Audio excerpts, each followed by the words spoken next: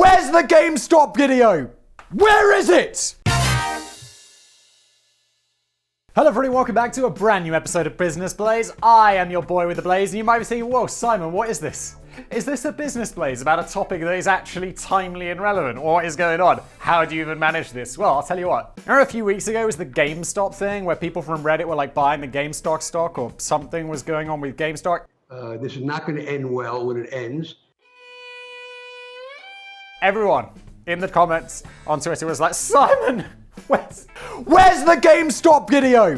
Where is it? And I was like, guys, it takes me from recording or from having an idea to the video actually going out, takes about 2 weeks. And I'm like, by the time, and it was several weeks later, no one, people are like maybe talking about GameStop just a little, but everyone else is like, the Bitcoin is a Bitcoin. And I have no idea what's going on.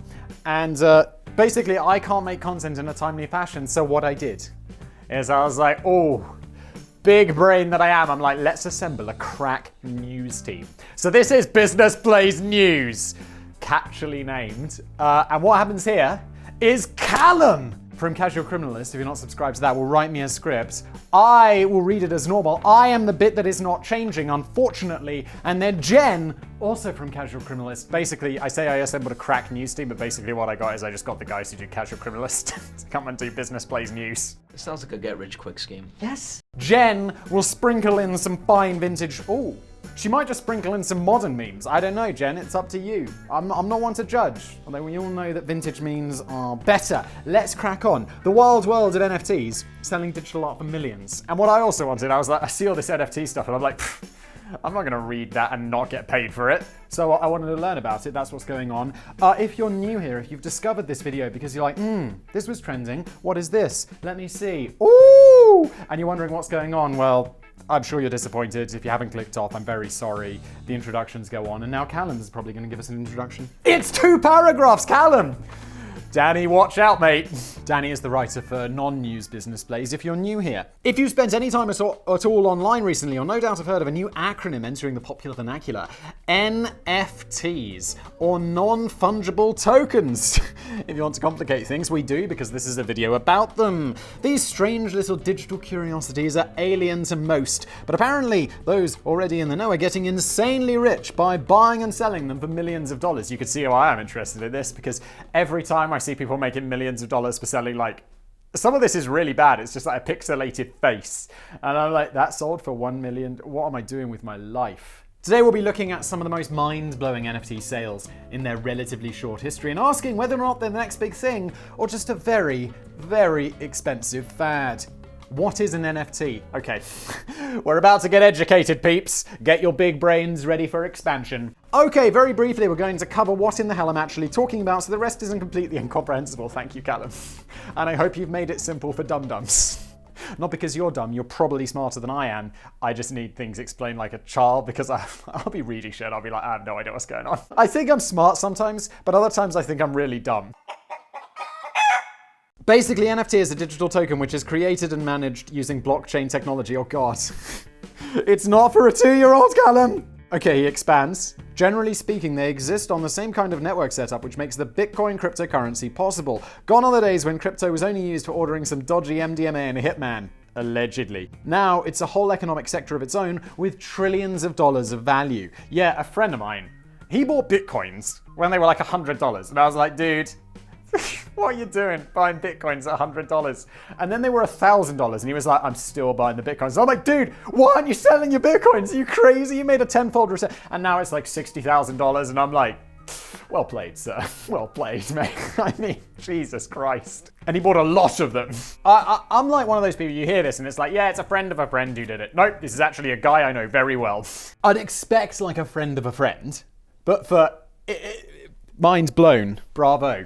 Most NFTs exist on the Ethereum blockchain network, which allows unique digital assets to be created, owned, and traded with actual real-world value attached. Users have their own personal wallets which prove ownership of the NFTs inside, each of which corresponds to something like a digital art piece or video game item. Essentially, you can connect unique digital items which are yours and yours alone. Okay, I'm pretty sure I understand, but just to make sure that I'm not a total dum-dum, it's basically a way, like, because digital art, if I make something on my iPad, if I draw a smiley face, there can be just an infinite number of copies of that. But if I draw a smiley face and put it in this, like, NFT crypto magic, that is just, I mean, obviously people can still copy it, but only one person owns the legitimate certified original. In the not so distant future, I hope I'm correct on that, and I hope I've understood Callum correctly. In the not so distant future, this token technology could potentially even be used to digitally replace real-world objects like concert tickets or even lease agreements. For now, though,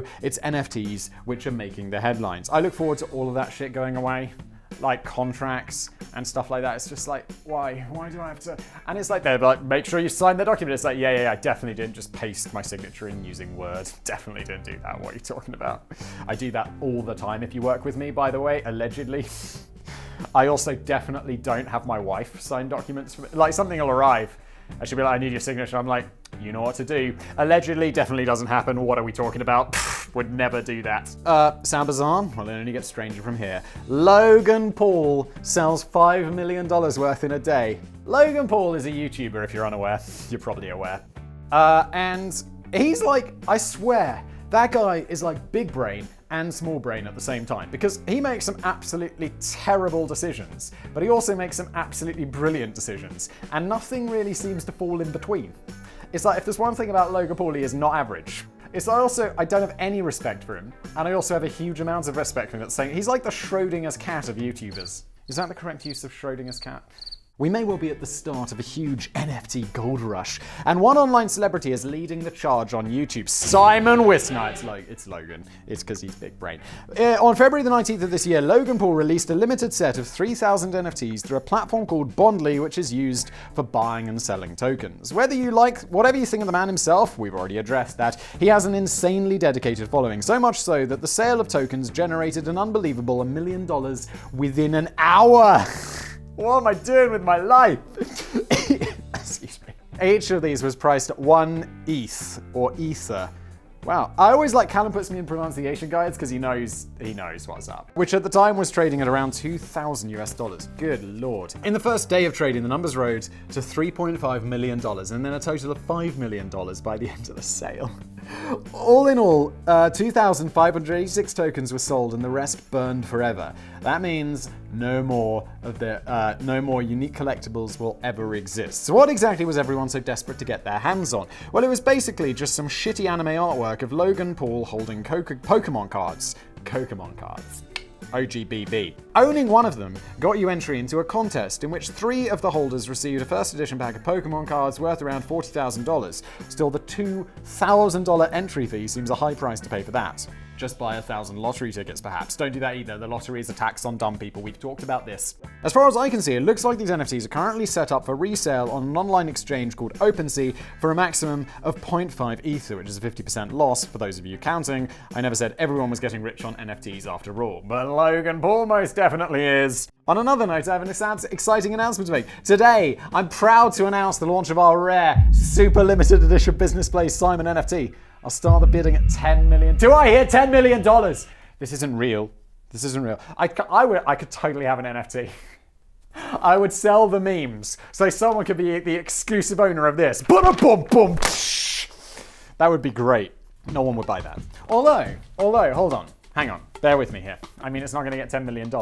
But Business Blaze as a channel continues to grow. Business Blaze's presence on the internet continues to become more and more newsworthy. It's not been in the news at all. More and more historically notable. That's what we'll go for every day. So maybe if you buy that, to become the exclusive owner, when Business Blaze has 150 million subscribers, which is basically a fact at this point, it's going to be worth more.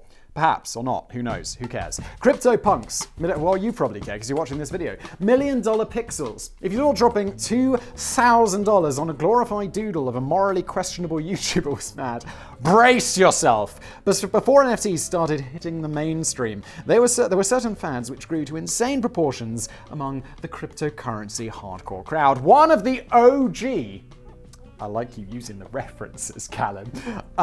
Digital blockchain art projects with something called CryptoPunks, which we largely have to thank for the current digital art craze. These are essentially funny little pixel portraits of various characters issued by a company called Lava Labs. Some of the computer-generated characters are hipsters, supers, some zombies, some cyborgs, but all of them, to be perfectly honest, are much the same. I've looked at these. I mean, I don't want to disparage someone's art. No, I do. Because Yoko Ono would describe what she does as art. Yoko Ono!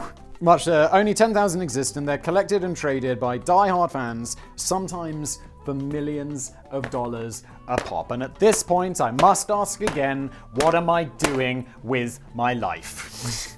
The most expensive sale today, measured in a dollar value, was Punk 6,965, a picture of an apathetic chimpanzee in a fedora. It sold in February this year for $1,608,032. I don't even know what to say anymore. Yes, you heard that correctly. A 24 by 24 cluster of pixels is worth way more than your house, car, and yearly salary combined. Steady on, Callum. Steady on. No, true. Also, anyone remember that website, $1 Million Homepage? This came out when I was like 17. The internet, I mean, it wasn't new, but like making money on the internet was something that like was in my head as like, yeah, people do that. They make websites. And this guy comes along and he sells he sets up a 1,000,000 by 1,000,000 square pixel grid and he sells all 1,000,000 pixels for $1 each and he makes $1 million. And I'm like, God damn, that is really clever. It sounds kind of like the same thing, just 20 years later.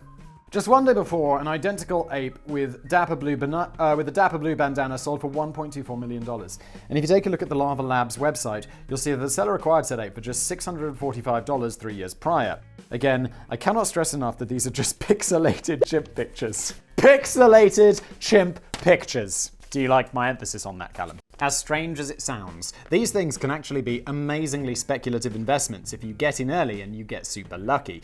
Our forefathers made their money in oil and manufacturing, but our kids will make theirs trading low-res digital beanie babies. Welcome to I'm often like, the future's the best. It's never been a better time to be alive. And I guess in a world where people will pay $1.6 million for a 24 by 24 pixel picture, I mean, we've really ran out of problems, haven't we? Beeple's digital art auction. This is what actually turned me onto this subject, because I saw a headline about that and I was like, what is going on? But it's not all about slapdash graphics in the world of NFT collectibles. Some top-tier creators actually put a lot of love and effort into their creations before unleashing them in token form. One such artist goes by the name of Beeple, Mike Winkleman, on his bank statements. Thanks, Callum. No one was confused that Beeple, one word, was his actual name. And these would be now very, very healthy bank statements. I have to say, while recording this, I am thinking more and more about the idea of business blame meme NFTs. And we could totally do that. And we could give the money away to charity. That'd be a laugh. And then people could trade them among themselves and not give that money to charity, because once they're sold, they're no longer mine. Also, I will just mention, I haven't mentioned this yet, but I do have a subreddit, reddit.com/r/Simon Whistler, and I sell these business play scripts. They're very expensive. They're $100 each. The reason they're so expensive is because all of the money goes to a charity that I liked. I pretty much only announce that on Reddit because whenever I do, I don't want to ship out like hundreds, so I do like 20 at a time, and they always sell out within an hour, less than an hour. So if you want to follow the sub, it's also embarrassing. I've got like 3.8 thousand subscribers on there or something. It's a little bit cringe. Anyway, what are we talking about? If you're new here, the tangents, they happen. I'm sorry. His surrealist digital paintings feature unsettling scenes that mash up Disney characters and corporate brands with a gruesome sci-fi dystopia. At least when you look at these NFTs, you can at least comfortably say that yes, that probably is art. He has plenty of fans who agree, which is why I've seen some of these, they're very impressive. Which is why last December, this crypto art pioneer was able to net over $3.5 million from the sale of 20 of his pieces. One piece was swiped up by a literal last-second bid of $777,777. Thank you for making that easy to say. It was placed by investor Tim Kang, illustrator_ on Twitter, who explained his jaw-dropping offer as taking a stand for the future of creativity, open collaboration, and self-sovereignty through digital signature. All right, mate. I like that laugh. I have no idea what any of that means, but okay. Also, the fascinating thing about this guy is he is an absolute mega baller, apparently, because he was in a bid. I saw this on the article. He was in a bidding war with some dude, and they were just upping each other by like, I don't know, it was like a few grand or whatever. And he gets to like half, like 300 something thousand, and this Tim dude is just like, fuck it, 700k, and he wins. I'm like, oh shit. But I mean, it's like shredding the Banksy, right? I mean, if this guy sells it, he can probably sell it more because it's getting tons of press, like the shredded Banksy. I mean, really, that has only dramatically increased the value of the Banksy. If you have no idea what I'm talking about, I don't know how, because like I don't follow art at all, but I am aware of that. Whether you believe in these lofty ideas or not, the numbers do not lie. Art NFTs are going to be worth an absolute bomb, at least in the immediate future, perhaps even more so than their physical equivalents. Just last weekend, a group of crypto diehards bought a Banksy piece for $100,000, burned it in Brooklyn Park, and then sold an NFT version online for $380,000. That is such a big brain move. Mwah! You know what you need to do? Grab your kids' drawings off the fridge, torch them, and turn that crap into sweet, sweet digital NFT gold instant profit. You might have missed a step there, Callum, of those kids having to, be famous artists. Like, I mean, Banksy is probably one of the most famous artists alive at the moment, right? Wrap up. Brave new world. So the line between your old Microsoft Paint doodles and $1 million art grows ever thinner. But is this a bad thing? I'd say no. It's a really nice way to make a piece of art that is digital, because digital art is now a huge thing, and make it unique and be able to sell it as a unique item. I think personally it's brilliant. And also, you can't forge that shit. Sure, it's absolutely mental that people are making millions of dollars flipping pixel art. Pixel art is art. I mean, pixel art, the 24x24, yes, that's insane. But the Beeble guy, his art is incredible. But overall, this craze will probably have a net positive effect on the world of art and collectibles. Writer Peter Yang at Creator Economy sees them as a perfect way for creators, small and large, to sell direct to fans without any parasitic intermediaries skimming off their profits, and the prospects for fans themselves are brighter too. For example, US band Kings of Leon, I definitely know them. I'm trying to think of that famous song they did. It's on the I don't know it. Recently announced they'll be releasing NFT collector's editions of their new album, which will conceivably hold and appreciate in value. Their most expensive token, currently listed on OpenSea, includes a lifetime backstage pass, front row seat to their very tour, and limousine transport to the venues. That is wild, and having done a video on the American Air Pass where they gave away first class travel to some dudes, they gave away, it was wildly expensive, but they made it unlimited first class travel for the rest of their lives. That was a huge error on their part. That's something with real world implications that plenty of fans would kill for, which is why the current leading bidder, Mickman436, is happily dropping a cool $150,000 to own it. I guess this auction is going on. Like, this is the problem when it's more like news, because we don't know what that ended for. It probably sold for a lot more. I'd say $150K for that is probably a bit of a steal. Also, like, if you see the king, you're like going to become friends with Kings of Leon at some point, because you bought their most expensive thing. You're like you're going to be going to every concert and meeting them behind the scenes. Do you think it gets boring after a while? What if you find out one of them's a bit of a Yes. Expect plenty more bizarre stories like this over the coming years as the bandwagon gets loaded up with ever more celebrities and influencers. As we speak, the world is witnessing the sale of the very first digital antique, an NFT of the very first tweet ever tweeted by Jack Dorsey, on sale for $2.5 million. All right, look. If that sells, I'm going to officially proclaim this a bubble, because Jack Dorsey, that is not art, that is just your first tweet, and you made a lot of them. You're not the most famous person on Twitter, to be honest, and so, that's like, good luck, Jack. If that sells, I will be blown away. I mean, again, normally when we do these and they're like set in the distant future and this is all a story we're talking about in the past, I get to appear like a right big brain, because I'm like, of course it sold for 2.5 million, and now it's worth 75 million. Maybe that'll happen. But what do you think? Are NFTs really the next big thing? Yes, I do believe there is definitely a future here. Are other wheels doomed to come off, leaving millions of people holding worthless digital trinkets that can't even gather dust on their mantelpiece? I 100% think that this is going somewhere. I don't know if things like Jack Dorsey's first tweet selling for 2.5 million, but for digital art, hell yes. For even Jake Paul limited things, for concert tickets and stuff. Yes, obviously, I think this is fantastic. This has been an episode of Business Blaze. I have been your boy with the Blaze. Thank you, Callum. It feels weird saying these different names and putting this together. The Crack News team. Thank you, Jen, for doing something that I haven't seen yet, sprinkling in those memes. And I'll see you next time. Let me know if you liked this, by the way. This is in addition. We'll be making regular Blazes right on schedule, but this was just for fun. Let me know. Thanks for watching. Smash that like button.